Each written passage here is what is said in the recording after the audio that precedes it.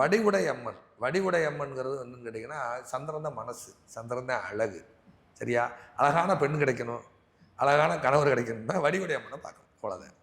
மீன் குளத்து பகவதி அம்மன்.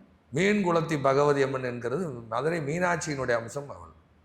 அது மீனராசியோட சஞ்சலம் செய்யும் பொழுது, அல்லது கடகத்தில் இருக்கும் பொழுது, அல்லது விருச்சிகத்தில் இருக்கும் பொழுது, மீனுக்கான கிரகம் சனி சந்திரன்.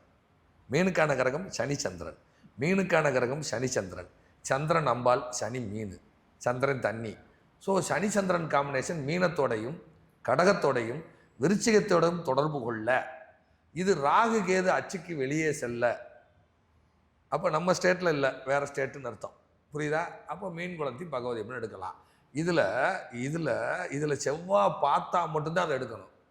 ஏன்னா செவ்வாய் பல்லு, செவ்வாய் சேனை, பல்ல சேனா, அவ்வளோதான் மேட்ரு. ஓகே, அதனால பல்ல சேனா மீன் குளத்தி பகவதி அம்மன்.